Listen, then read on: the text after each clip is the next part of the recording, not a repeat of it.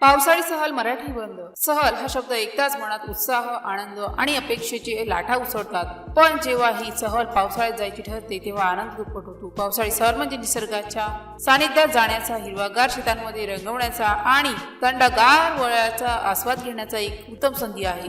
आमची सहल ही पावसाळी सहल माझ्या आयुष्यातील एक अविस्मरणीय अनुभव ठरली. ही सहल आमच्या शाळेने आयोजित केली होती. सहलीचे ठिकाण होते जवळच एक सुंदर धबधबा, त्याच भोवती पसरलेले हिरवे डोंगर. सहलीच्या आदल्या दिवशी पाऊस पडल्याने वातावरण अगदी स्वच्छ आणि खोलकट हिरवेगार झाले होते. आकाशात लहान लहान ढग फिरत होते. सकाळी 7 वाजता आम्ही सर्वजण शाळेसमोर एकत्र झालो.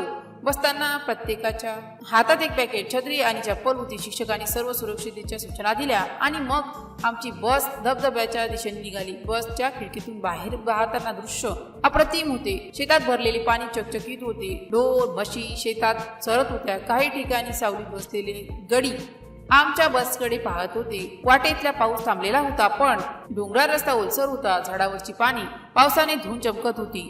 हवेतील मातीची सुगंधी होती. ही सुगंध मन प्रफुल्लित करणारी होती. आम्ही धबधब्यात जवळ पोचलो. तो एक जादुई जगात पोचलो असे वाटले. धबधबा खाली कोसळत होता आणि त्याचा गडगडाट ऐकू येत होता. खालील पाण्याचे तलाव झाले होते. आम्ही सर्वजण तलावाच्या काठावर बसलो. शिक्षकांनी आम्हाला जेवणाचे पॅकेट दिले. थंड वारा वाहत होता आणि धबधब्याचे थेंब आमच्या अंगावर पडत होते. ते एक अद्भुत अनुभव होता. जेवण झाल्यावर आम्ही काही जण पाण्यात पाय बुडून बसलो. पाणी अगदी गार आणि स्वच्छ होते. मग आम्ही खेळण्यास सुरुवात केली. काही मित्र फुगे फेकत होते तर काही बास्केटबॉल खेळत होते. अचानक पुन्हा पाऊस सुरू झाला, पण आम्ही सर्वजण छत्र्या काढल्या आणि पावसात उड्या मारण्यास नाचण्यास सुरुवात केली. शिक्षकांनी आम्हाला थांबवण्याचा प्रयत्न केला, पण आमचा उत्साह पाहून तेही आमच्यासोबत पावसात भिजू लागले. पावसात भिजणे, हसणे, खेळणे यात एक वेगळाच आनंद होता.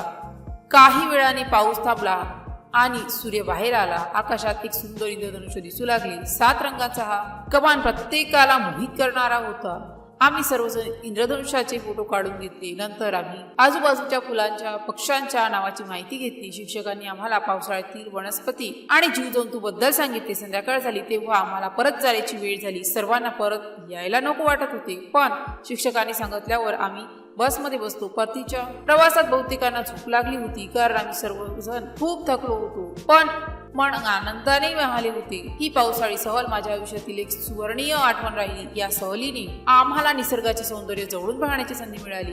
पाऊस, धबधबा, हिरवी शेते, इंद्रधनुष्य आणि मित्रांची सोबत या सर्वांची मिळून एक अविस्मरणीय अनुभूती झाली.